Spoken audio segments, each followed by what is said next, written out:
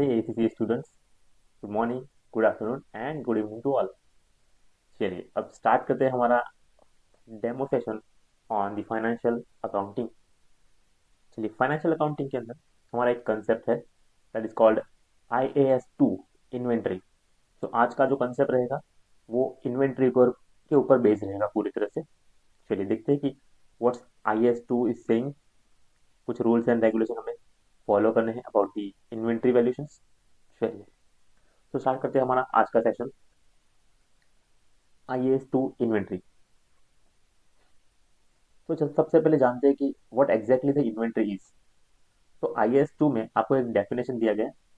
Don't worry, you don't need to mug up the definition. तो definition में क्या कहा गया है कि inventory includes items held for sale, यानी कि कुछ ऐसे आइटम्स है जिनको आपने रखा हुआ है जस्ट टू सेल देम। तो सेल होने के लिए रेडी आइटम, यानी कि आपके पास फिनिश गुड्स है, जो गुड्स आपके पास रेडी टू सेल है वो वाले गुड्स। दूसरा है items being produced to sell, यानी कि प्रोडक्शन में है, they are in the working progress. And the third one is materials and supplies use to produce the goods. मतलब ऐसे कुछ मटेरियल्स या रॉ मटेरियल है या सप्लाइज आप ऐसा लेके आए हो जो आप यूज करने वाले हो इन the production process, that is the raw material. So simple. तो तीन चीजें होगी, आपका होगा raw materials, the second is working progress जिसके ऊपर आप काम चल रहा है, जो running working progress, and the third one is the finish goods, यानी कि वो ऐसे गुड्स जो ऐसा स्टॉक है, जो कुछ ऐसी इन्वेंट्री है जो आपकी रेडी टू सेल है। So they are the three inventories. तीनों को आपको इन्वेंट्री में काउंट करना है। So that's the inventories. चलिए रियल लाइफ एग्जांपल के साथ अगर मैं आपको कनेक्ट करूँ तो फॉर अ बेकरी के लिए, suppose you are running a bakery, so cakes are the finish goods because cakes जो है वो रेडी टू सेल है, so they are the finish goods. Then half bake cakes, they are the working progress because half bake हुए हैं और कुछ अभी भी रनिंग है, यानी कि ओवन के अंदर है, तो वो जो है वो हाफ बेक हुए, अभी भी आधा कच्चा आधा पक्का है। So they are in the working progress. And flour, sugar and butter, they are the raw materials because they have been purchased or they have been used not for the direct selling, but they will be used in the production process, that is the cake baking, and then will be sold. So they are the raw materials. So this is the what example is. You have to remember just an example, and you will get the concept clarity about the what the exactly the inventory is. चलिए, तो ये समझ में आ गया आपको कि inventory actual में क्या है। चलिए अब बात करते हैं कि इस इन्वेंट्री को आपको कुछ एडजस्टमेंट करने पड़ सकते हैं while preparing the financial statements. आपको फाइनेंशियल स्टेटमेंट जब प्रिपेयर करने होंगे, यानी कि अकाउंटिंग का फाइनलाइजेशन करना होगा, तब आपको कुछ एडजस्टमेंट करने पड़ेंगे। So what are the adjustments, क्यों एडजस्टमेंट की जरूरत क्या है। चलिए एक सिंपल सा आइडिया अपनाते हैं। At the year end the business must check how much inventory was left over, यानी कि क्लोजिंग इन्वेंट्री है कि आपके पास कितना स्टॉक पड़ा हुआ है in your hand, at your godown, at your store room, कितना स्टॉक आपके पास पड़ा है, यानी कि लेफ्ट ओवर स्टॉक कितना है। And how much inventory was use और सोल्ड, या उसमें से हो सकता है कि कुछ इन्वेंट्री को आपने बेच दिया हो, यानी कि यूज कर दी हो या बेच दी है। So they are the cost of sales. तो इन दोनों का आपको कैलकुलेशन करना है कि कितना स्टॉक है एंड कितना स्टॉक अभी पड़ा हुआ है, हमारे पास बैलेंस अवेलेबल है, और कितना स्टॉक हमने बेच दिया होगा। तो बेच दिया होगा उसे हम कहते हैं कॉस्ट ऑफ सेल्स, और जो लेफ्ट ओवर स्टॉक पड़ा है that is called closing inventory. But during the year all purchases simply pile up in the purchase account, so we must need adjustment because हम एवरी ईयर हम क्या करते हैं कि पूरे साल भर में हम कुछ ना कुछ परचेज करते रहते हैं। तो जब भी हम परचेज करेंगे तो परचेज से अकाउंट से क्या होगा कि परचेज अकाउंट में ना इन्वेंट्री का जो रिकॉर्ड है जो परचेज में आता जाएगा। इन्वेंट्री आ रही है ऐसा हम दिखा सकते हैं, बट एग्जैक्टली इन्वेंट्री कितनी जा रही है वो हमें शो करना पड़ेगा। तो दैट मीन्स हमें यूज बताना पड़ेगा कि कितना इन्वेंट्री हमने यूज किया। So for that we need to identify the cost of sales. तो कॉस्ट ऑफ सेल्स कितना है ना वो हमें पता करना पड़ेगा, बिकॉज कितना स्टॉक पड़ा हुआ है इन द क्लोजिंग इन्वेंट्री वो आपको पता होगा, और कितना स्टॉक आप लेके आए वो पता है। तो एक्चुअल में कितना स्टॉक यूज हुआ पूरे मंथ में या पूरे ईयर में वो आपको पता करना पड़ेगा। That is the calculation of cost of sales, या फिर cost of goods sold, that you can से।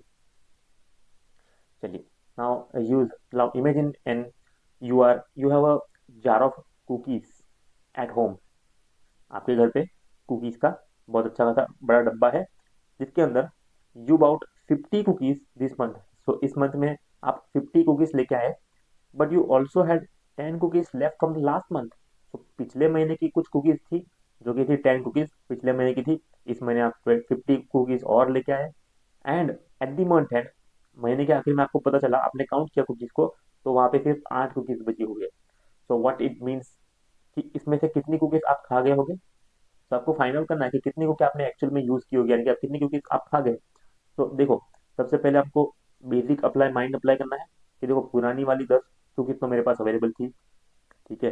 सो हम करेंगे पुरानी वाली 10 थी, प्लस मैं नई और 50 भी लेके आया था, लेकिन इसमें से अब बैलेंस कितनी पड़ी है, सिर्फ 8 पड़ी है। तो इसका मतलब ये हुआ कि 52 कुकीज हम खा गए, and that 52 is nothing but the cost of sales, और you can say cost of goods sold. To know how much the cookies you actually eat, you must adjust the cost cookies, यानी कि cookies कितना आप खा गए, इसका मतलब opening plus bought minus closing. तो आपने ओपनिंग देखा कि कितना था मेरे पास, कितना हम नया लेके आए, और उसमें से कितना अभी भी लेफ्ट ओवर स्टॉक कितना है। तो जो 8 है वो होगा आपका closing stock, that the closing inventory. 50 जो है आपके परचेजेस है, और 10 is your opening inventory. So you got the cost of good sold, that is 52 cookies.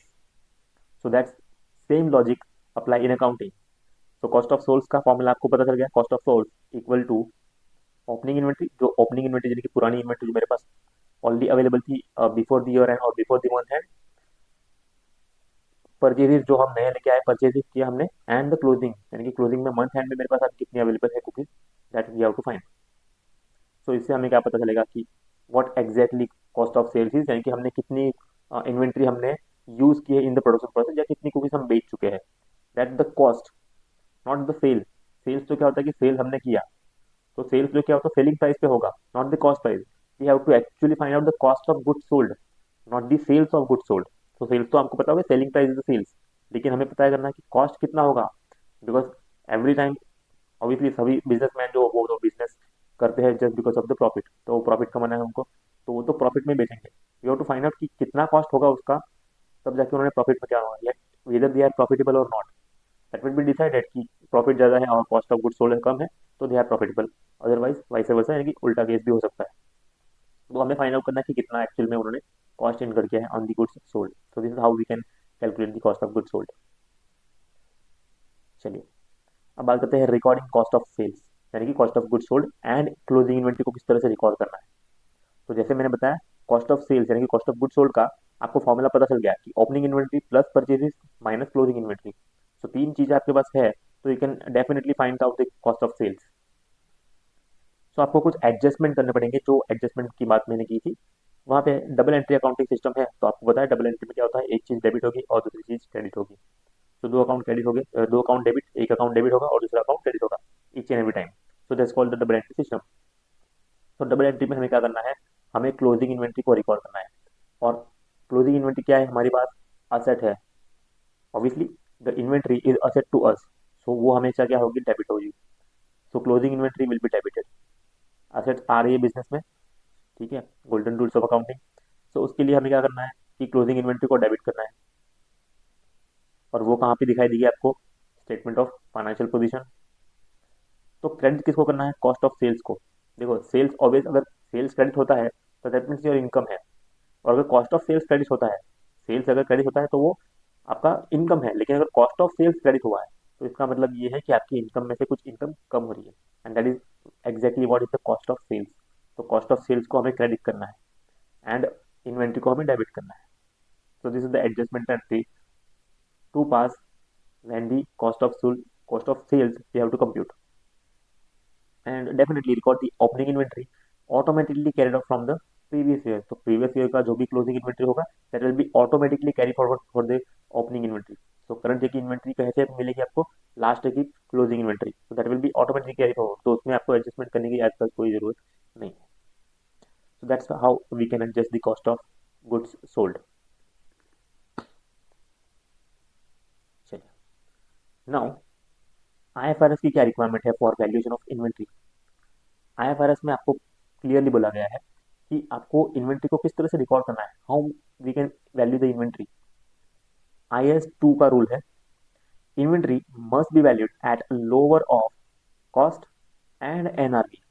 देखो, दो चीजें हैं, एक है हमारा कॉस्ट, यानी कि कॉस्ट यानी कि जो परचेज प्राइस होगी हमारी, जितने रुपए में हम परचेज लेके आए थे, purchase price.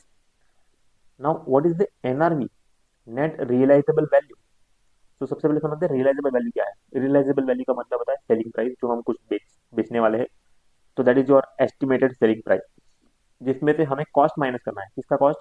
Just to finish the sale, यानी कि जो भी हम चीज बेचने वाले हैं उसको करने के लिए, जो सेल्स करने के लिए हमें कुछ ना कुछ कॉस्ट इनकर्ड करना पड़ता है। That cost needs to be reduced from the selling price. So selling price minus cost to finished goods, that will give you us the NRV, यानी कि net realizable value. So उसका cost price या net realizable value, whichever is lower, so lower will be a valuation of inventory. तो इनमें से जो भी lower amount होगा उसको हम इन्वेंट्री का वैल्यूएशन करेंगे। ठीक, चलिए, why the lower of cost and NRV, किसी को सवाल आता होगा कि why we actually use the lower of cost and NRV just to avoid the overstating of assets. Inventory क्या है? हमारे लिए असेट है। सो कभी भी ना हमें असेट्स को ओवरस्टेट नहीं, यानी कि ओवर वैल्यूड नहीं करना। We have to correctly valued, not the over value. So हमें एसेट की वैल्यू हमें ओवर वैल्यू नहीं दिखानी, हमें एसेट को एग्जैक्टली सेम वैल्यू पे दिखाना है जो एक्चुअल वैल्यू है उसके ऊपर।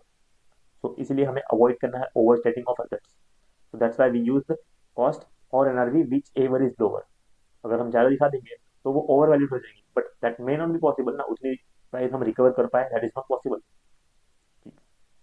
चलिए रियल लाइफ एग्जाम्पल के साथ आपको कनेक्ट करते हैं। Suppose you bought a T shirt for 500 rupees to resell for 800 rupees. Suppose आपने सोचा कि मैं 500 रुपये का एक टी शर्ट लेके आता हूँ और उसको मैं बाजार में जाके 800 रुपये में मैं बेच दूंगा, बट ड्यू टू डैमेज, अब वो टी शर्ट जो है ना वो डैमेज हो गया, and you can only sell it for 450। अब आप ना उसको सिर्फ 450 रुपये में ही बेच पाओगे। तो इसका मतलब ये होगा कि अब तो मुझे लॉस हो गया, अब तो ये तो कॉस्ट से भी नीचे चला गया।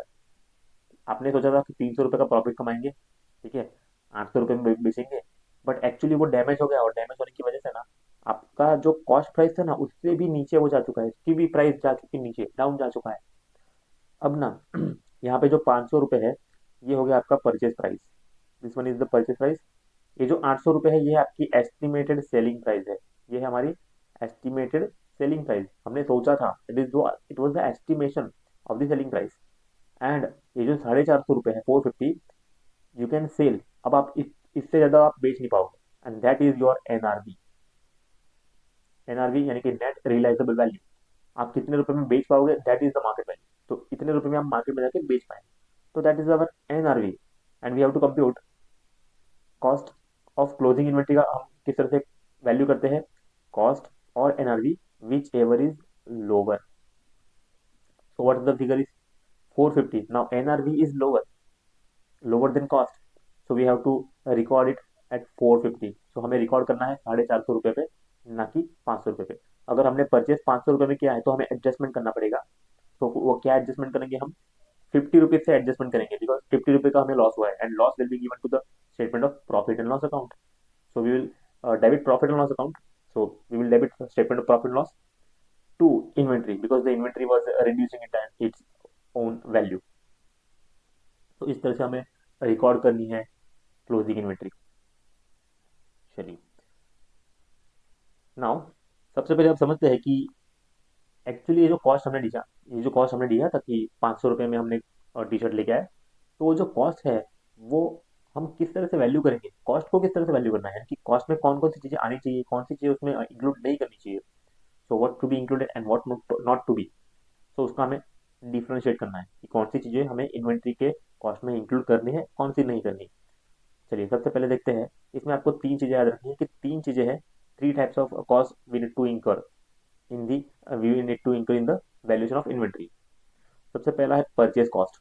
तो जो भी आपने परचेज किया होगा, जो इस इन्वेंट्री को आपने परचेज किया है उसका परचेज कॉस्ट किस तरह से लिखा होता है, जिसके अंदर आपको और दो चार चीजें हैं, जिसमें परचेज प्राइस जितने रुपए में आप उसने खरीदा, इवन तो इम्पोर्ट ड्यूटीज जो कि नॉन रिफंडेबल होगी, अगर गवर्नमेंट से आपको इसका रिफंड मिलता है तो you are not allowed to take that in the purchase cost, because वो तो आपको बाद में रिफंड मिलने वाला है। तो जो नॉन रिफंडेबल है इम्पोर्ट ड्यूटीज वही आपको आएगी, और generally import duties are not refundable. लेकिन इम्पोर्ट ड्यूटीज के अलावा ऐसे कोई भी टैक्सेस है जो नॉन रिफंडेबल है वो आएंगे यहाँ पे। Any taxes that are non refundable, तो वो रिफंड नहीं मिलने वाला, तो हम क्या करेंगे उसको कॉस्ट में इंक्लूड करेंगे। This is the inventory cost. Then transport cost, travelling यानी कि ट्रांसपोर्ट आपने कहीं दूसरे स्टेट से गुड्स मंगवाए तो उसको लिए आपने, ट्रांसपोर्ट का भी खर्चा इंकर किया होगा just to bring that inventory to your own godown, तो transport cost will be included. And handling cost, handling cost यानी कि कुछ चीज़ों को आपने मंगवाया तो है, अब ऐसी चीज़ें हैं कि उनको हैंडल भी करना होगा, you have to take care of the goods, उनका लोडिंग अनलोडिंग करना, गुड्स को रखवाना वापस से अपने गोडाउन तक रखवाना, तो दे आर लेबर चार्जेस पर पेमेंट करना, ये सब चीज़ें जो वो हैंडलिंग कॉस्ट में आएगी। तो इतनी चीज़ें हैं जो आपका परचेज कॉस्ट डिसाइड करेगी। तो this are the purchase price या परचेज कॉस्ट डिसाइड करेगी, जिसमें आपकी परचेज प्राइस, इंपोर्ट ड्यूटीज जो कि नॉन रिफंडेबल होगी, transport cost and handling cost will be include in the purchase price. So that will be the included in the closing inventory stock. Then next is conversion cost. So what's the conversion cost is? Conversion cost का मतलब होता है किसी raw material को हमें finish goods में convert करना। So now we are converting that goods to in the production, तो हम प्रोडक्शन कर रहे हैं, उसका प्रोडक्शन मैन्युफैक्चरिंग एक्टिविटी कर रहे हैं, तो उस मैन्युफैक्चरिंग के लिए हमें कुछ चीज़ों को हमें इंक्लूड करना पड़ सकता है। फॉर एग्जाम्पल जैसे कि डायरेक्ट लेबर, हमें लेबर का पेमेंट करना पड़ सकता है, कुछ बंदों को हायर किया होगा हमने just to start the manufacturing process और the production process.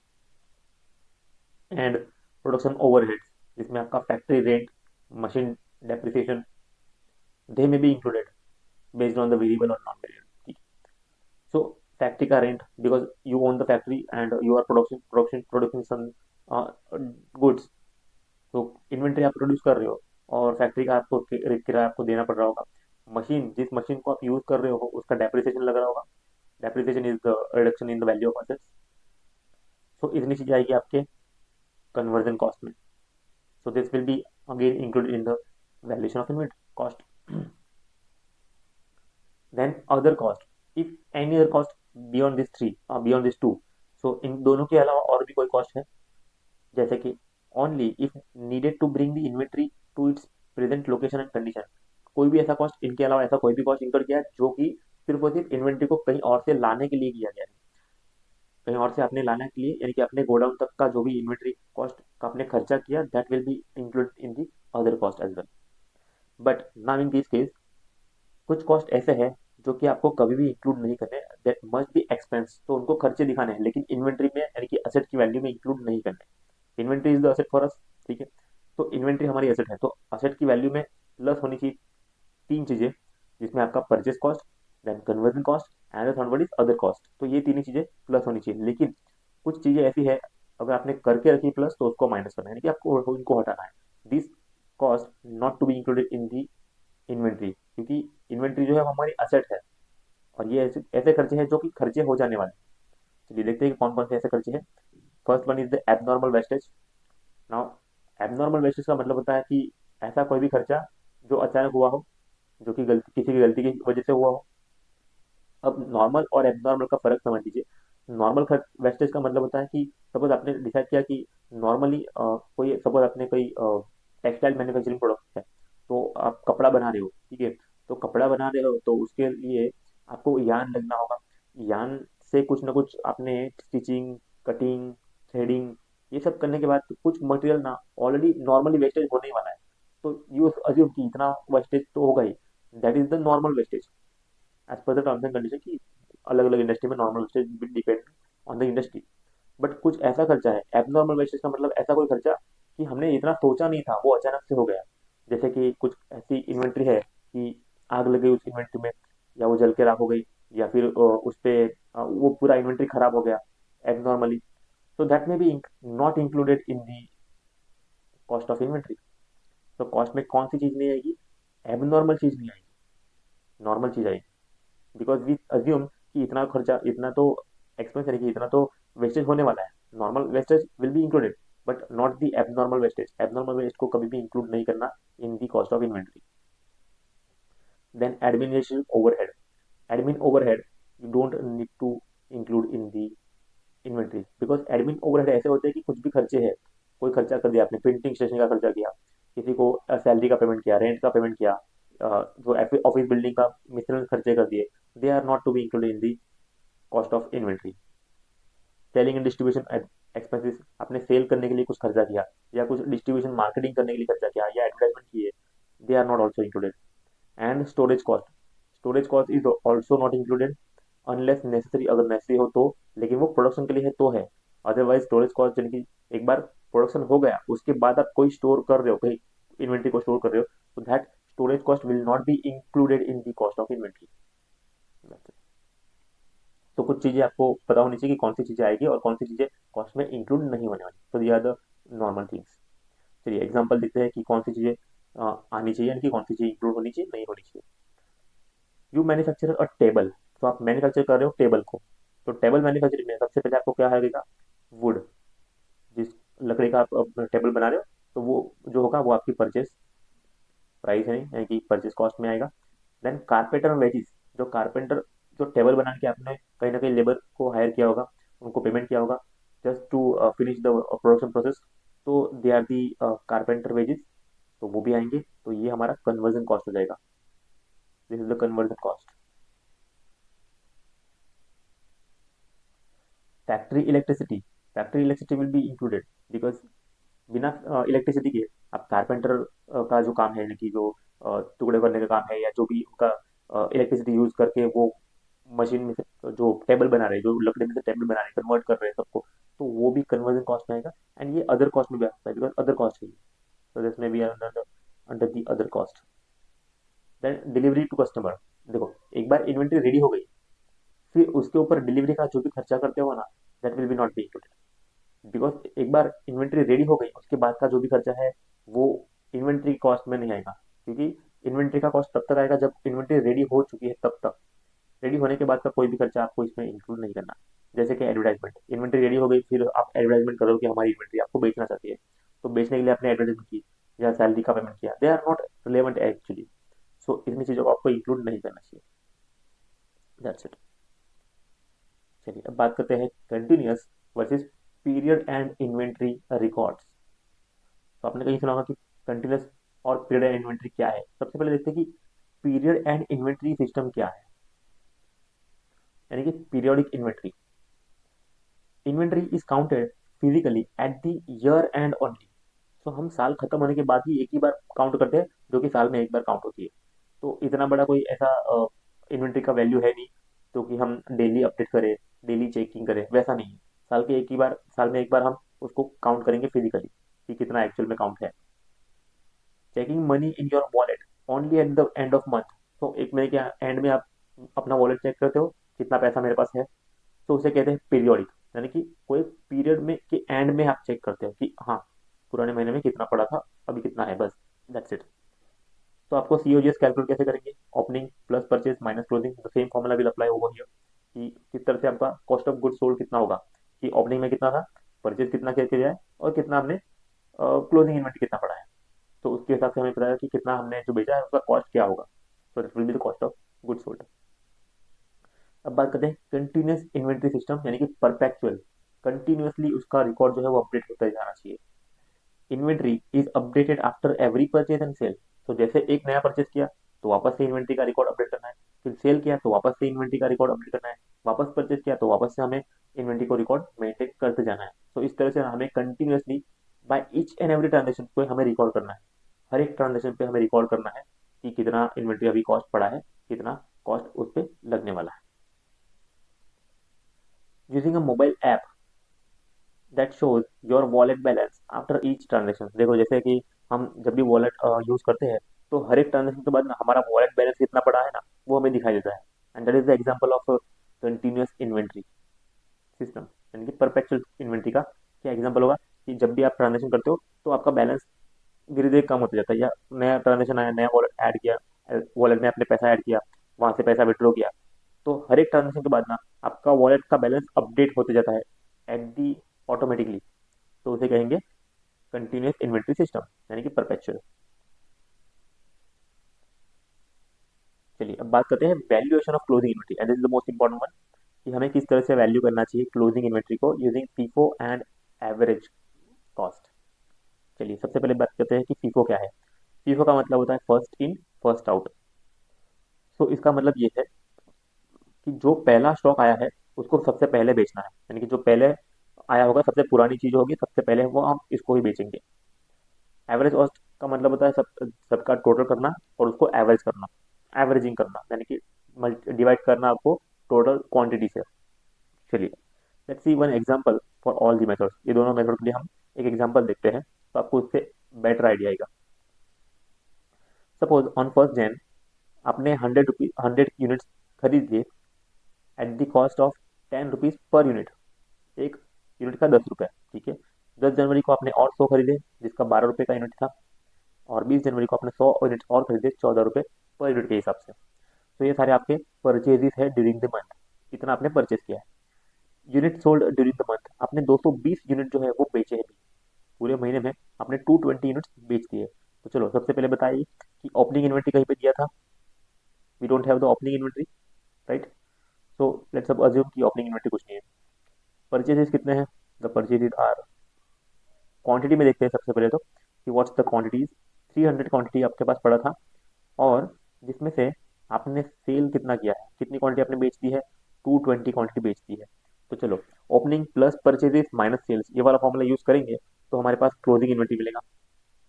Sales minus करेंगे तो क्लोजिंग इन्वेंट्री मिलेगा। तो क्लोजिंग इन्वेंट्री कितना होगा हमारा? दैट इज अराउंड 80, ठीक है।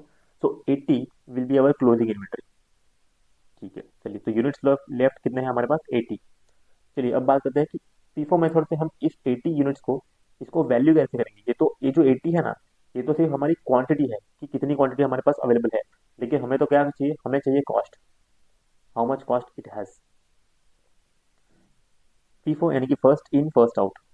You sell the oldest inventory first, तो सबसे पुरानी जो इन्वेंट्री होगी वो सबसे पहले आप बेचोगे। तो सबसे पुरानी इन्वेंट्री जो है वो क्या हो सकती है?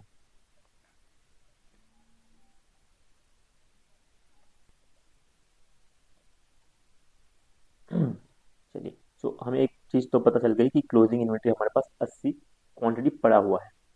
चलिए सबसे पहले देखते हैं कि फीफो के हिसाब से हम क्या करेंगे। ओल्डेस्ट इन्वेंट्री को हम सबसे पहले बेचने वाले हैं।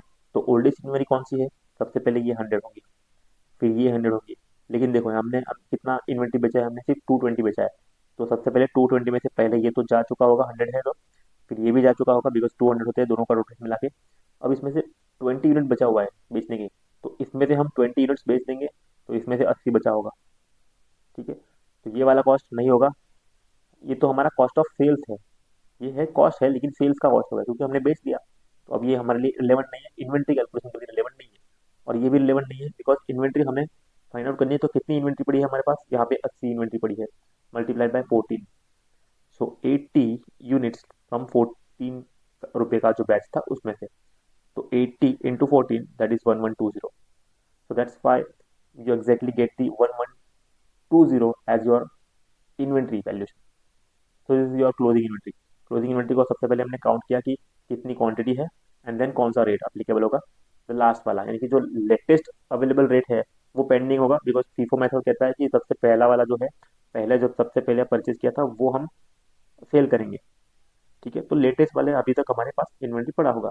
तो लेटेस्ट वाला कॉस्ट है हमारा 14 रुपीज, और ये हमारे पास इन्वेंट्री में अवेलेबल है। So this is how we can calculate using the FIFO method. चलिए अब बात करते हैं एवरेज कॉस्ट मेथड क्या कहता है। What exactly the average cost method do. Average cost method में ना आपको दो मेथड है। Periodic average method, periodic average जो कि पीरियड एंड की जो इन्वेंट्री को एडजस्ट करने के लिए होता है, उसके लिए आपको सिर्फ सिंगल एवरेज होगा फॉर द एंटायर पीरियड। आपको पास सिंगल एवरेज होगा, एक ही एवरेज होगा पूरे महीने के लिए या पूरे साल के लिए, जिस पीरियड के लिए आप काउंट कर रहे हो योर इन्वेंट्री वैल्यूशन। चलिए तो देखते हैं सबसे पहले क्या करेंगे हम यहाँ पे। एवरेज इन्वेंट्री करना कैसे है ना वो आप समझ लो पहले कि how we do average inventory. चलिए सबसे पहले इसको रफ कर देते हैं। अब ये तो हमें पता है कि 80 इन्वेंट्री हमारे पास क्लोजिंग स्टॉक पड़ी है, ठीक है। अब उस 80 इन्वेंट्री का कॉस्ट कितना होगा वो हमें फाइंड आउट करना है। तो हम किस तरह से फाइंड आउट करेंगे how much the inventory has. सबसे पहले हम करेंगे सबका टोटल करने की कॉस्टिंग हमें निकालनी है, यानी कि एवरेज निकालना है। तो एवरेज निकालने के लिए हम क्या करेंगे? देखो एवरेज का मतलब होता है कि ऐसा कौन सा कॉस्ट रेट है जिसके ऊपर हमने ऑन एवरेज इन सभी इन्वेंट्री को परचेस किया होगा। तो पहली इन्वेंट्री हमने परचेस की 100 एट रेट 10 रुपीज़ की, तो हमें इसको मल्टीप्लाई करना है 100 मल्टीप्लाई बाई 10, तो it gives me around 1000 rupees. फिर हमें करना है 100 मल्टीप्लाई बाय 12, तो इसको हमने 1200 रुपये में खरीदा होगा। फिर हमें इसको मल्टीप्लाई करना है 100 मल्टीप्लाई बाय 14, तो इसका मतलब इसको मैंने 1400 में खरीदा होगा। तो आपको सबका टोटल करना है, and the total will be around 3600। सभी इन्वेंट्री को मिला के हमने 3600 रुपये की इन्वेंट्री खरीदी है। ठीक है, अब ये जो 3600 रुपये की इन्वेंट्री है, ये तो आपकी हो गई अमाउंट यानी कि कॉस्ट। टोटल कॉस्ट आपने 3600 इंकर्ड किया है, लेकिन उसमें से आपको कितनी इन्वेंट्री मिली है? ऑफकोर्स 100 मल्टीप्लाई बाई 3 यानी कि तीन तीन बार आपने 100 100 रुपये के बैच, 100 क्वांटिटी के बैच आपने खरीदे थे, तो वो टोटल इन्वेंट्री आ गया आपका 300। ये है क्वांटिटी एंड ये है अमाउंट। तो आपका फॉर्मूला बन जाएगा कॉस्ट अमाउंट या divide by quantity, purchase cost या purchase amount divide by quantity. तो इससे आपको क्या मिलेगा? एवरेज प्राइस मिलेगा। Average price will be 12 rupees. 12 रुपये की एक एवरेज इन्वेंट्री मिली है, लेकिन किसी को 10 में खरीदा है, किसी को 12 में खरीदा है, किसी को 14 में भी खरीदा है, लेकिन ऑन एन एवरेज सब कुछ मिला के 12 रुपये की आपकी एक इन्वेंट्री पड़ती है। और आपकी इन्वेंट्री कितनी है? अभी क्लोजिंग इन्वेंट्री कितनी है? How much quantity we have? 80 units हमारे पास पड़े हुए हैं क्लोजिंग में, multiplied by 12 and this give me around 960 rupees. So this is your costing valuation, inventory valuation using average cost method. FIFO method में हमारे पास आ रहा था 1120, कॉस्टिंग मेथड यानी कि एवरेज मेथड में हमारे पास है 960 रुपीज। चलिए इस तरह से आपको कैलकुलेशन करना है। देखो यही कैलकुलेशन है, 12 रुपये per unit and 960 is the total inventory, closing inventory. चलिए ये तो हो गया हमारा पीरियोडिक वेटेड एवरेज। लेकिन what about the continuous weighted average? Continuous weightage कब मिलते हैं? कंटिन्यूस इन्वेंट्री को फाइंड आउट करने के लिए। तो कंटिन्यूस इन्वेंट्री कब करते हैं? जैसे एक ट्रांजेक्शन हुआ तो वैसे एक ट्रांजेक्शन को हम अपडेट कर देंगे, यानी कि फिर से हम इन्वेंट्री करेंगे, फिर से हम इन्वेंट्री को काउंट करेंगे, फिर से इन्वेंट्री का कॉस्ट निकालेंगे by each and every transaction, चाहे सेल्स का हो या परचेज का हो, हर एक ट्रांजेक्शन पे हम उसका कॉस्ट फाइंड आउट करेंगे। Average changes after every purchase, हर परचेज के बाद आपका एवरेज चेंज होगा, और not only the purchase, even though you sell something आपका परचेज चेंज होगा। चलिए लेकिन देखते हैं पहले परचेज के ऊपर किस तरह से चेंज होगा। परचेज के ऊपर पहला परचेज जब आपने किया वो 10 रुपये का, एक सिंगल कॉस्ट आपका 10 रुपये था, ठीक है। सेकंड आपने परचेज किया ना, तब वो पहला परचेज आपके पास था ही, तो जो कि था 100 मल्टीप्लाई बाई 10, प्लस दूसरा परचेज आपने किया 100, 12 रुपये के हिसाब से, तो 12 इंटू 100 प्लस पहले वाला जो पुराना पड़ा था वो तो है ही। तो अब टोटल कितना इन्वेंट्री हो गया आपके पास? पहले वाला 100 क्वांटिटी, देखो पहले वाली 100 प्लस दूसरी वाली भी 100, टोटल क्वांटिटी हो गया आपके पास 200। और दोनों का मिला के खर्चा कितना हुआ? पहले वाला आपको 1000 रुपये में मिला था, दूसरे वाला मिला आपको 1200 रुपये में, टोटल हो गया इसका 2400 रुपये। बस इसको आप एवरेज कर दो, सॉरी 1200 2200 होगा, so 2200 divide by 200, that's give you around 11 रुपीज। This is your average inventory using continuous weighted average. After third purchase, तीसरा जब परचेज किया होगा तो रिमेनिंग इन्वेंट्री कितनी है? सपोज आपकी रिमेनिंग इन्वेंट्री 200 ही, अभी तक आपने कुछ बेचा नहीं सपोज, तो आपकी रिमेनिंग इन्वेंट्री है 200, और आप नए लेके आए, सॉरी 200 मतलब 2000, मतलब जो पुराना कॉस्ट था आपका 2200 रुपये का, 2200 रुपये का ही समझ लेते हैं। इन्वेंट्री लेफ्ट इज 2200 रुपये, प्लस 200 प्लस 100 का अपने नया बैच लेके आए, जो कि आप लेके आए थे 14 रुपीज में, तो that will be again included in this, divide by total number of units. अब नंबर ऑफ यूनिट्स कितने हैं? टोटल पहले 200 थे, अब और 100 लेके आए, अब आपका वापस से रेट क्या हो जाएगा ना? 200 प्लस 100 यानी कि 300 हो जाएंगे, और ये 2200 में हम एक्स्ट्रा और 1400 ऐड कर देंगे, तो अब हमारे पास हो जाएंगे 3600 डिवाइड बाय 300, वापस से हम आ गए 12 रुपये में। यानी कि हमको मंथ हैंड में नहीं, हमको एवरी परचेज के ऊपर ना हमारी इन्वेंट्री को काउंट करना है। सबसे पहला जब हमने परचेज किया था तब हमारा एवरेज आया 11 रुपीज़ का, सॉरी पहला जो था उसमें आपको मिला था एवरेज 10 रुपये का, बिकॉज एवरेज करने की जरूरत नहीं, कि पहला ही परचेज था इसलिए। सेकंड परचेज में पहला परचेज प्लस दूसरा परचेज दोनों का एवरेज किया तो 11 रुपये। और तीसरा परचेज पे हमने पहला परचेज प्लस दूसरा परचेज प्लस तीसरा परचेज, तीनों परचेज का टोटल किया और उसको डिवाइड किया क्वांटिटी से, तो हमें मिला 12 रुपये। यानी कि देखो हर एक परचेज पे ना आपका जो एवरेज इन्वेंट्री कॉस्ट है ना, वो कुछ ना कुछ चेंजेस होते जा रहे हैं। That's the continuous average. ठीक है, चलिए अब इम्पैक्ट देखते हैं इस इन्वेंट्री वैल्यूएशन का क्या इम्पैक्ट है प्रॉफिट पे और असेट्स पे, कि हमने अलग अलग मेथड यूज किए। देखो, सबसे पहली बात तो मैं बता दूं कि लिफो मेथड जो है, जो कि लास्ट इन फर्स्ट आउट है, वो मेथड ना आईएएस यानी कि आईएफआरएस अलाउड नहीं करता। तो आईएफआरएस सिर्फ दो ही मेथड को अलाउ करता है, one is the FIFO and the second is the average cost. LIFO is not allowed under IAS. ठीक है, तो समझ में तो आना चाहिए कि क्या है एक्चुअल में लिफो। तो वो सबसे पुराना जो स्टॉक है उसको पहले नहीं बेचता, लेकिन वो जो सबसे नया वाला स्टॉक है उसको बेचता है, यानी कि पूरा अपोजिट है, फीफो से एग्जैक्ट अपोजिट है लिफो। चलिए, अब इनका इस अलग अलग मेथड को हम यूज करेंगे, तो कौन सी मेथड में ना हमको सबसे ज्यादा प्रॉफिट होगा, कौन सी मेथड पे हमें सबसे कम प्रॉफिट होगा, और कौन सी मेथड पे असेट की वैल्यू ज्यादा होगी और कौन सी मेथड पे असेट की वैल्यू कम होगी, वो हमें फाइंड आउट करना है। तो उसका इम्पैक्ट देखना है। और इम्पैक्ट हम कब देखेंगे, व्हेन प्राइसेस आर राइजिंग, यानी कि इन्फ्लेशन होगा। ऑब्वियसली बात है कि इन्फ्लेशन है ही, पुरानी प्राइस और अभी की प्राइस में बहुत अ, फर्क होगा वहाँ पे। पुरानी जो प्राइस होगी वो चीपर होगी, और नई वाली जो प्राइस है वो एक्सपेंसिव होगी थोड़ी सी। चलिए, तो मतलब इन्फ्लेशन का केस है, प्राइसेस जो है वो धीरे धीरे करके राइज होती जा रही है। अगर हम फीफो मेथड यूज करते हैं ना, तो क्लोजिंग इन्वेंट्री का जो वैल्यू आएगा ना, जो कि हाईएस्ट होगा। जैसे कि अभी हमने पुराने पिछले वाले एग्जांपल में देखा, क्लोजिंग इन्वेंट्री का वैल्यूएशन जो है वो आपको फीफो के हिसाब से 1120 रुपये आ रहा था, तो वो हाईएस्ट था। लेकिन एवरेज के हिसाब से कितना आ रहा था, एवरेज कॉस्टिंग के हिसाब say that was coming around 12 rupees multiply by 300, that is around 80 ना, तो 960 आया था वो, 80 रुपये बचा था ना। तो वो आया था 960, वो था एवरेज के हिसाब से, लेकिन फीफो के हिसाब से हाईएस्ट था। तो FIFO will give you the closing inventory at highest, cost of good sold will be lowest. क्यों cost of good sold, because पुरानी इन्वेंट्री को हम सबसे पहले बेचेंगे, फीफो के हिसाब से क्या करेंगे, सबसे पुरानी इन्वेंट्री को सबसे पहले बेचेंगे। तो पुरानी इन्वेंट्री का कॉस्ट जो है वो तो लोअर था, तो cost of good sold will be lower. Obviously reason क्या है, कि कॉस्ट पुराना लोअर था और अभी का प्राइस जो है वो हाई है, तो पुरानी लोअर है, तो पुराना जो कॉस्ट है वो तो कॉस्ट ऑफ गुड सोल्ड माना जाएगा ना, तो इसलिए यहाँ पे कॉस्ट ऑफ गुड सोल्ड भी लोएस्ट। प्रॉफिट, ऑब्वियसली अगर cost of good sold lowest है तो प्रॉफिट विल बी हाईएस्ट, क्योंकि सेल प्राइस ज़्यादा होगी आपकी और कॉस्ट कम होगा, और कॉस्ट कम है तो प्रॉफिट ज़्यादा होने वाला है, that means you are getting more profit under FIFO method. और उसका एसेट पे भी वैल्यूएशन ज़्यादा होगा, बिकॉज आपकी एसेट ज़्यादा दिखेगी, बट इतना ज़्यादा नहीं, it is not over valued, it is perfectly valued, because you are using FIFO method, first in first out. चलिए देखते हैं कि एवरेज कॉस्ट में क्या होगा। एवरेज कॉस्ट में तो सब कुछ मिडिल में होगा, यानी कि सब कुछ आपको एवरेज करना है ना। Each and every time you purchase some new material, some new inventory, तो आपका कॉस्ट जो है वो एवरेज होता जाता है, यानी कि मिडिल में आएगा सब कुछ। Everything should be in the middle, चाहे कॉस्ट ऑफ गुड सोल्ड हो, प्रॉफिट हो या एसेट हो, वो भी मॉडरेट लेवल पे आएंगी, ना ज़्यादा कम, ना बहुत ज़्यादा ना कम। लेकिन जो लीफो मेथड है, वहाँ पे आपका क्लोजिंग इन्वेंट्री जो ना वैल्यू बहुत ही कम होगा, very lower, and it is not allowed under IS2। इस IS2 में उसने अलाउड नहीं किया गया as per IFRS। Cost of good sold will be highest.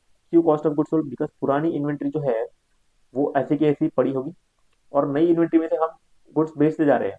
तो अगर हम नई इन्वेंट्री में से बेचेंगे और नया का प्राइस ज़्यादा है, नई इन्वेंट्री का प्राइस ज़्यादा है और नई इन्वेंट्री हम सबसे पहले बेच रहे हैं, तो ऑब्वियसली प्राइस कॉस्ट ज़्यादा था और हम उसको उसको पहले बेच रहे हैं, और जो पुरानी सस्ती चीज़ें हैं वो उसको हम स्टोर करके रख रहे हैं।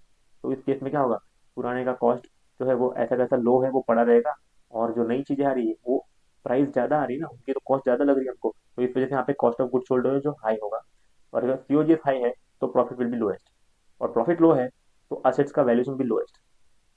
That's how it is impacting on the profit and as well as asset. तो इस इन्वेंट्री वैल्यूएशन का जो मेथड है, कि कौन सा मेथड आप यूज करोगे तो क्या इस पे प्रॉफिट पे और क्या असेट पे आपका क्या असर होगा, उसका हाईएस्ट प्रॉफिट कब होगा, लोएस्ट प्रॉफिट कब होगा और एवरेज प्रॉफिट कब होगा। ठीक है, तो इस वजह से आपको दिखता है why FIFO gives the higher profit. FIFO higher profit क्यों देता है, बिकॉज ओल्ड यानी कि cheaper inventory goes into COGS। जो पुरानी इन्वेंट्री है वो तो कॉस्ट ऑफ गुड सोल्ड हो गई ना, बिकॉज हमने उसको सेल कर दिया, सबसे पुरानी इन्वेंट्री को हम पहले बेचते हैं, तो कॉस्ट ऑफ गुड सोल्ड भी लोअर, चीपर होगा। कॉस्ट इज लो तो प्रॉफिट इज हाई, प्रॉफिट तो बढ़ता बढ़ता जाएगा अगर कॉस्ट लो है तो। Why ABSO is moderate, average cost moderate क्यों होता है, बिकॉज हम हर बार क्या करते हैं, एवरेज आउट करते हैं ना, सबको एवरेज कर देते हैं, डिवाइड करते हैं टोटल इन्वेंट्री काउंट से, तो इस वजह से ये एवरेज पे रहेगा। चलिए, अब आपके लिए ये जो टॉपिक है वो IS2 यानी कि इन्वेंट्री का वो कंप्लीट होता है। आपके लिए कुछ क्विक समरी शीट दी गई है, कि इसको आप समराइज कर सकते हो in quick and faster format. चलिए, need for adjustments to separate the cost of goods versus cost goods sold versus goods left, यानी कि ये होगा हमारा, इसमें दो आपको आंसर मिलेंगे, एक तो कॉस्ट ऑफ सेल्स का और एक इन्वेंट्री का, क्लोजिंग इन्वेंट्री। क्यों एडजस्टमेंट करेंगे? एडजस्टमेंट करने की वजह से हमको कॉस्ट ऑफ सोल्स मिलेगा, और कॉस्ट ऑफ सेल्स कैसे मिलता है, उसका फॉर्मूला दिया है, opening plus purchase minus closing. Valuation किस तरह से करना है आपको, लोअर ऑफ कॉस्ट और एनआरवी, क्योंकि आपको उसको ओवर स्टेट नहीं करना है, यानी कि ओवर वैल्यूड नहीं करना असेट को। कौन कौन से कॉस्ट इंक्लूड होंगे, purchase plus conversion plus handling cost, यानी कि अदर कॉस्ट। पीरियोडिक सिस्टम के अंदर क्या होता है, count at the year end, and perpetual system क्या होता है, update after every sale and purchase. FIFO method, old stock sold first. Average method, average cost. Impact on profit, FIFO में ज़्यादा कॉस्ट, प्रॉफिट ज़्यादा। FIFO में profit आपका high रहेगा और एवरेज में मिडल रहेगा, और LIFO में तो बिल्कुल low profit. Done. So that's it. तो ये आपका टॉपिक जो है यहाँ पे कंप्लीट होता है। Now we will move on to the practical questions. अब इतना थियरी और इतना कंसेप्चुअल क्लैरिटी हो गया, तो now we will moving to the practical concepts, कि प्रैक्टिकल क्वेश्चन को किस तरह से सॉल्व करना है, कौन से क्वेश्चन किस तरह से आएंगे, ये आपको सॉल्व करना है। चलिए देखते हैं, स्टार्ट करते हैं। Question set 1, basics of cost of goods calculation. We know the formula actually, ठीक है। कॉस्ट ऑफ गुड्स सोल्ड का फॉर्मूला क्या है, opening plus purchases minus closing, that's give that gives us the cost of goods sold. चलिए, the opening inventory is given $12,000, purchases were rupees $48,000, and the closing inventory counted at the year end, ठीक है। तो एक ही बार year and के बाद में आपने count की है, so it is a periodic inventory and that was given at $15,000। चलिए, तो ओपनिग पुटअप करते हैं 12,000 plus purchases was 48,000 minus closing, that was 15,000. So what would be the answer?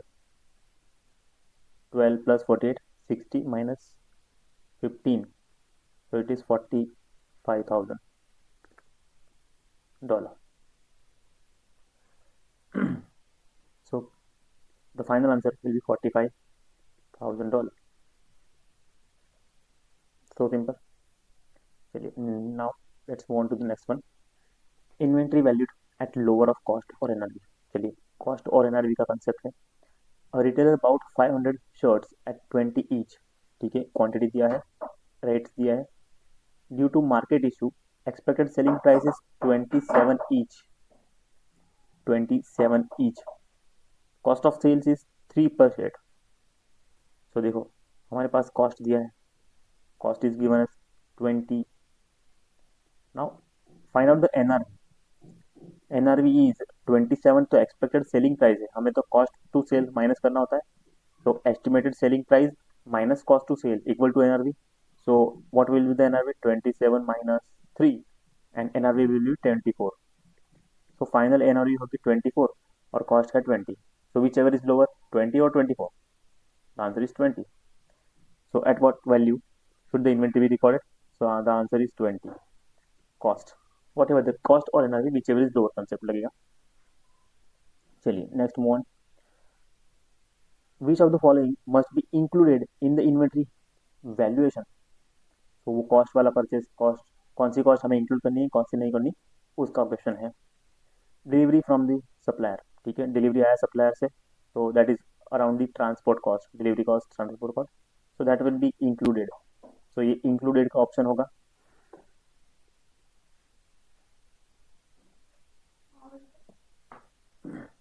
Then advertisement cost, so the advertisement cost will not be included in the closing inventory. Storage cost before sales not required in production. So the storage cost was before sale but not required in production. If is अगर हमें production में जरूरत नहीं है, so it is not included. So this one is not included again. Yeah, the transport cost will be included. Advertisement cost, yeah, storage cost will not be included. Import duties, yes, it will be included. So refundable है या non refundable है, we assume it is non refundable, so it will included in the inventory cost. Then admin staff salary, it is irrelevant for us. Admin staff को हम कितनी salary दे रहे हैं, it doesn't matter कि हमें उसको cost में इंक्लूड नहीं करना है, कॉस्ट में नहीं, इन्वेंट्री में इंक्लूड नहीं होना। हाँ वो खर्चे है, that is but that was to the admin expenses है, but include in the inventory stock is not feasible in this case. So admin stock will not be included. That's it. So चलिए, require है the pick up the correct items to include. अब आपको एक ऐसा scenario दिया गया है जहाँ पे आपको मल्टीपल आंसर चॉइस करने हैं, तो this is the case of multiple response question, like multiple response. तो मल्टीपल रिस्पॉन्स में कौन कौन से होंगे आपको मल्टीपल में, एक तो है ए वाला ऑप्शन सिलेक्ट करना है, then D, A and D, only two option have to pick up, both option have to pick up, not the one only, ठीक है। तो ये मल्टीपल रिस्पॉन्स वाला क्वेश्चन था। चलिए अब बात करते हैं क्वेश्चन सेट 2 पे आते हैं। व्हाट वी हैव, सो हमें वैल्यूएशन टेक्निक दी गई है फीफो एंड एवरेज।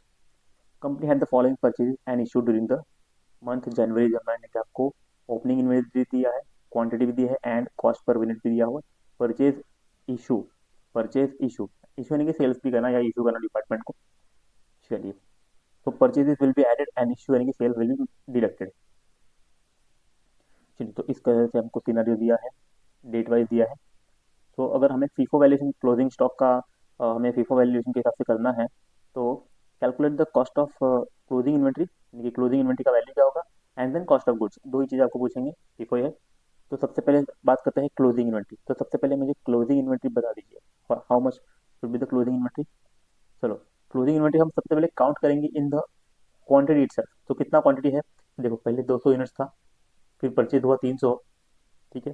तो 200 प्लस 300 500, उसमें से 350 यूनिट हम बेच चुके हैं, तो बचा कितना 150, प्लस 200 परचेज ऑल किए हैं, तो वो हो गया वापस से 350, और वापस से 150 बेच दिए, तो वो हो गया वापस से 200।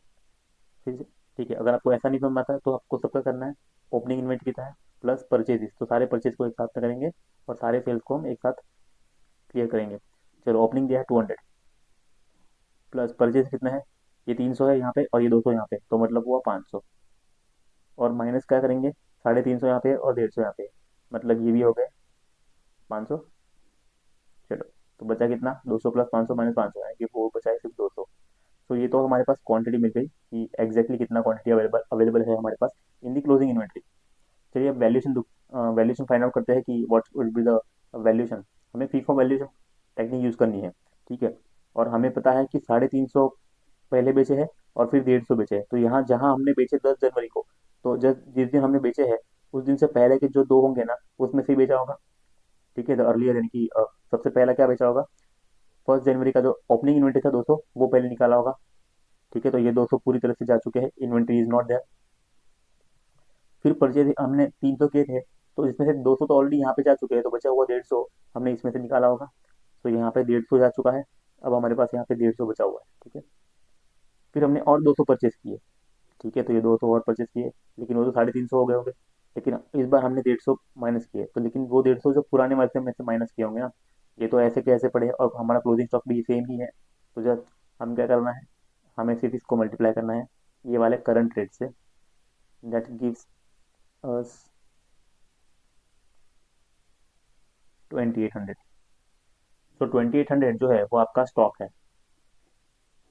अगर 2800 स्टॉक है तो what will be the cost of sales, cost of sales find out करना है। तो कॉस्ट ऑफ सेल्स का आपको फॉर्मूला पता है, every you know what the cost of sales का फॉर्मूला। चलो, opening opening plus purchase minus closing, and closing का आपको मिल चुका है वैल्यूशन 2800। ओपनिंग का वैल्यूशन देखो 200 यूनिट्स में दिया था, लेकिन रेट भी तो दिया हुआ है 200 इंटू 10 2000। देन परचेज कितना क्या है 300 प्लस 300 इंटू 12 और 200 into 14, 300 into 12 that is around 3600, plus ये 14 into 200 that is around 2800, minus closing stock is 2800, ठीक है। तो 36 और 28 ये होते हैं हमारे 64, plus 2000, 8400 minus 28, so that gives around 5600. ये आपका कॉस्ट ऑफ सेल्स। चलिए दूसरी तरह से अगर आपको फाइंड आउट करना है कि how we can find out, अब इसके अलावा भी एक और तरीका है। तरीका कुछ भी हो, आपका आंसर सेम आना चाहिए। देखो हमने क्या करना है, हमें क्लोजिंग स्टॉक फाइंड आउट किया ना, उसकी जगह पे हमें बेचना है कि कितने स्टॉक हमने निकाले होंगे।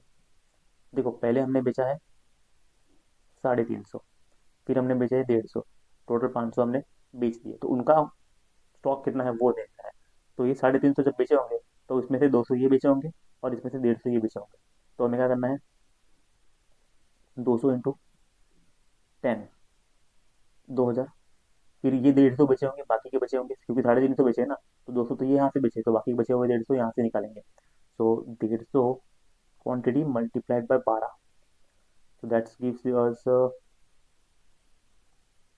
3000, नो 1800, सॉरी, तो 1800 होगा। ठीक है, और उसके बाद हमने और 150 क्वांटिटी यहाँ से निकाली है। अब यहाँ पे कुछ बचा है, हाँ यहाँ पे हमारे पास ये बचा हुआ है 300 थे, लेकिन उसमें से पहले 150 निकाले तो अभी भी 150 बचे हुए।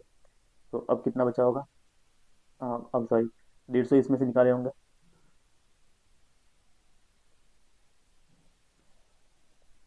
मल्टीप्लाइड बाय 12, तो इसका टोटल कर दो, 18 18 36 और 2 56, right. So answer the will remain the same, 5600, 5600, this will be the cost of sales या cost of goods sold. That's it. तो इस तरह से आपको कैलकुलेशन करना है, चाहे कॉस्ट ऑफ गुड्स सोल्ड हो या इन्वेंट्री का closing valuation, closing stock find out करना है ऑन FIFO मेथड, LIFO तो अभी अवेलेबल नहीं है, but FIFO and weighted average cost that you already know, concept को अच्छे से यूज करना है, दैट्स इट। चलिए now weighted average cost, periodic weighted average, ये तो बहुत ही सिंपल है। पीरियोडिक वेटेड एवरेज है तो weighted average cost per unit कितना है और क्लोजिंग इन्वेंट्री कितना है और सीओजीएस कितना है। Same question, question set same ही है, यानी कि पुराना क्वेश्चन जो अभी यहाँ पे हम क्वेश्चन सेट का जो एग्जाम्पल लिखा है उसी के हम वेटेड एवरेज कॉस्ट यूज करेंगे। वो भी कौन सा, periodic weighted average, not the perpetual weighted average use नहीं करना, हमें सिर्फ पीरियोडिक वेटेड एवरेज करना है, यानी कि टोटल ही करना है सबका, और मंथ एंड पे कैलकुलेट होता है हमारा क्लोजिंग स्टॉक, ये याद रखना है। पीरियोडिक में हमने क्या करना है, पूरे पीरियड खत्म होने के बाद हम क्लोजिंग स्टॉक कैलकुलेट करते हैं। तो चलिए पूरे मंथ के खत्म होने के बाद जो हमें दिखता है वो है 200 क्वांटिटी, ठीक है, इतना क्वांटिटी पता है हमें, ठीक है। अब देखते हैं कि कितना कितना हमने परचेज किया है। पहला परचेज यानी कि ओपनिंग स्टॉक भी इंक्लूड रहेगा, तो यानी कि दिस वन इंटू दिस, तो पहला तो ये हो गया, प्लस परचेजेस कितने हुए हैं, 3600 के परचेज यहाँ पे हुए हैं, 300 इंटू 12 प्लस 200 इंटू 14, ये भी परचेज है, प्लस करो परचेज, दैट इज अराउंड 2800, ठीक है। इनका आप टोटल लगाओ, that's gives you around 36 plus 20, 56 plus 80, 8400। 8400 को डिवाइड करो, how much we number how much we use, purchase कितने किए, 200 पहले से थे, plus 300 plus 200, so that gives around 200 plus 300, 500 plus 200, that is 700। तो ये 700 से आप डिवाइड करो इसको, so that will give around 12 rupees per unit, ठीक है। तो पर यूनिट का कॉस्ट हमको मिल गया 12 रुपीज। अब ये जो है ना, मल्टीप्लाई करना, हमारे पास कितने यूनिट अवेलेबल है, 200, तो क्लोजिंग स्टॉक इस तरह से आपको मिलेगा 200 multiply by 12, that gives you around 2400, this is the closing stock. और अगर आपको कॉस्ट ऑफ गुड्स सोल्ड करना है, तो कॉस्ट ऑफ गुड्स सोल्ड का हमने जैसे पहले किया वैसा ही अभी भी करना है। हमें क्या करना है, कॉस्ट ऑफ गुड्स सोल्ड के लिए कौन सा कॉस्ट से गुड्स हमने बेचे होंगे, using average cost. Average cost में भी हमें कौन सा लेना है, 200 जो है क्लोजिंग स्टॉक है, तो सबसे पहले हमें क्या करना है, 1200, ये क्लोजिंग स्टॉक का आपको फिगर दे दिया गया है, और ओपनिंग यहाँ पे दिया था, प्लस परचेज यहाँ पे दिए हुए, फिर आपको फाइंड आउट करना है कि क्लोजिंग माइनस करना है, कि देखो ये ओपनिंग है प्लस ये परचेजेस है, ओपनिंग प्लस परचेज आपका मिला है टोटल 8400 माइनस 2400 रुपये का क्लोजिंग स्टॉक, तो आपको कॉस्ट ऑफ गुड सोल्ड मिलेगा, that is around 6000, 6000 will be the cost of good sold in case weighted average है तो। चलिए दैट्स इट, समझ में आया सबको, क्लियर है। चलिए अब ये जो कंटिन्यूस वेटेड एवरेज का क्वेश्चन है ना, ये मैं आपको होमवर्क के लिए दे रहा हूँ, कुछ तो होमवर्क के लिए होना चाहिए, कुछ तो आप भी हेल्प करो, कुछ तो आपको भी मेहनत करनी होगी। जैसे हमने कंटिन्यूस वेटेड एवरेज का क्वेश्चन पहले सॉल्व किया था, बस सिमिलरली आपको ऐसे सॉल्व करना है। बट आपको ध्यान में क्या रखना है, you have to weighted average करना पड़ेगा आपको every time whenever we sell और whenever we purchase new items. तो जब जब नया परचेज होगा तब तब आपको नया कॉस्ट निकलेगा, यानी कि एवरेजिंग वापस से आपको करनी पड़ेगी। तो पहला क्वेश्चन जैसे किया था वैसा एग्जाम्पल को यूज करके आपको इसका क्वेश्चन का आंसर लाना है। ठीक है, चलिए now next one. Company holds 2000 units of product ए। तो प्रोडक्ट ए है उनका, उनके पास कंपनी के पास 2000 यूनिट्स है। कॉस्ट पर यूनिट दिया है, सेलिंग प्राइस भी दिया है और सेलिंग कॉस्ट भी दिया है।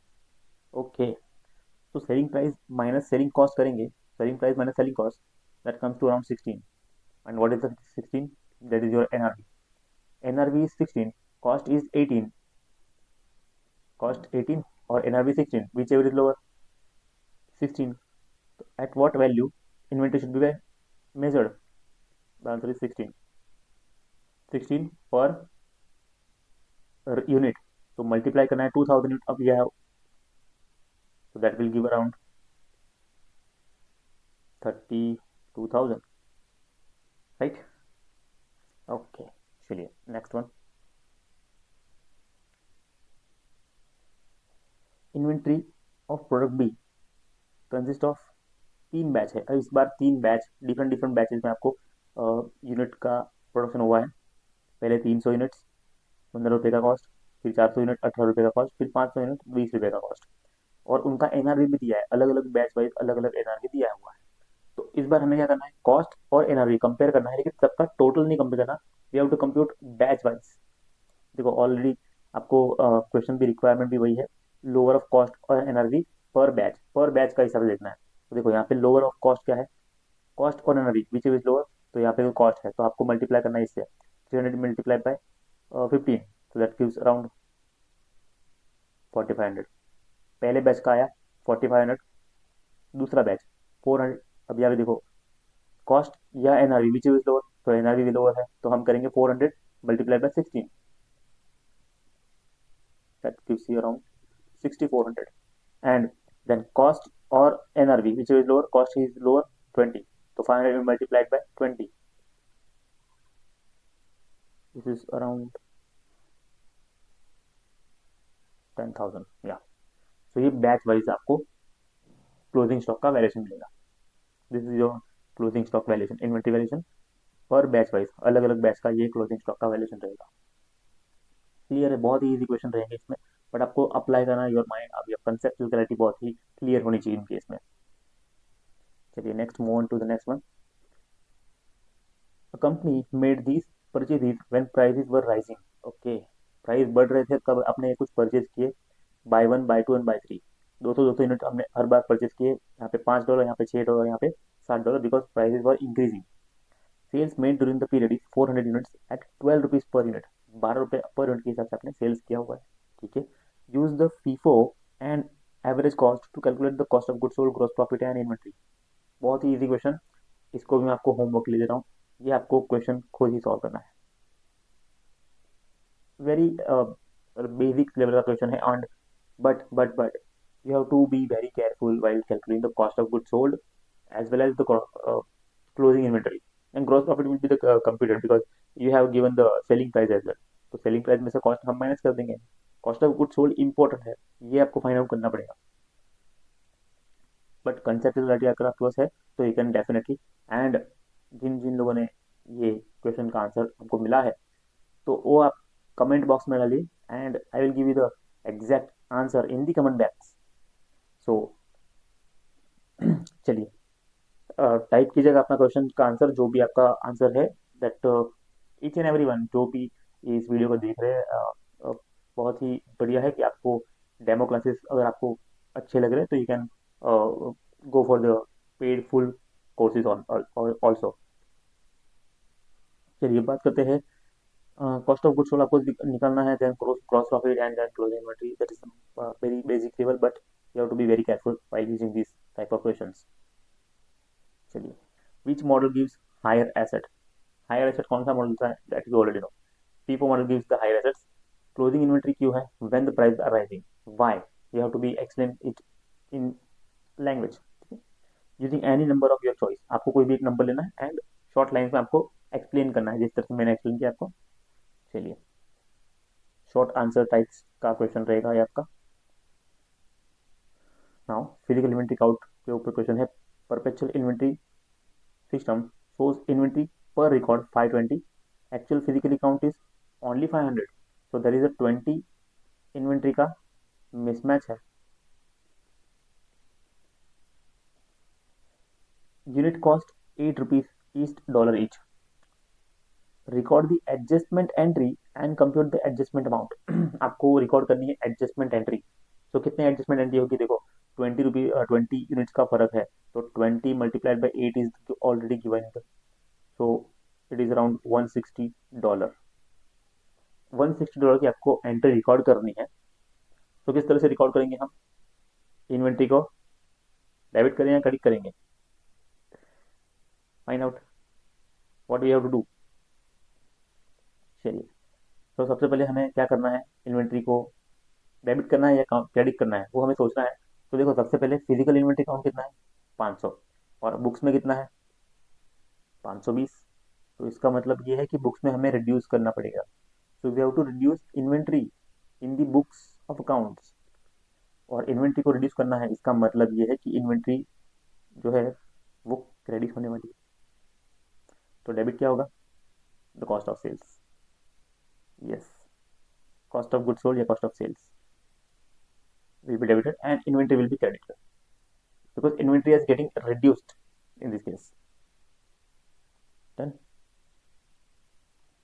चलिए, a company does not maintain continuous inventory records. Information for the 1 year. Opening is given, purchase returns given, closing inventory counted है 45,000। चलिए, सब कुछ भी दिया हुआ है और cost of goods sold count करना है, और इन्हें बोला है कि does not maintain continuous inventory record. तो मतलब पूरे पीरियड का आपको एक ही इन्वेंटरी मिलेगा आराम से, बहुत ही आसानी से आपको मिल जाएगा। The formula you already no, opening plus purchases minus closing. अब इस केस में एक्स्ट्रा क्या है, परचेज रिटर्न है, तो जैसे परचेज को ऐड किया है तो परचेज रिटर्न को क्या करेंगे, माइनस करेंगे, यानी कि माइनस वहाँ पे होगा। चलिए, नेट ऑफ परचेज लेंगे हम, ठीक है।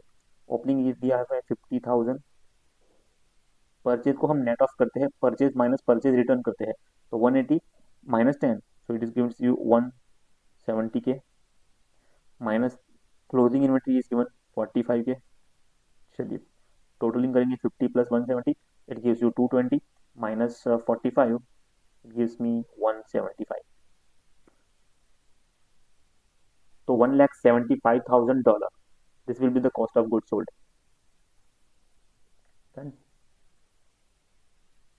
So that's it. सो ये हो गया हमारा पूरा demo session with practical illustration as well, ठीक है। So that's it for today. Do subscribe my channel and comment your any of your doubts related to this video, and press the bell icon in order to keep you updated with the latest upcoming videos like this. Thank you so much.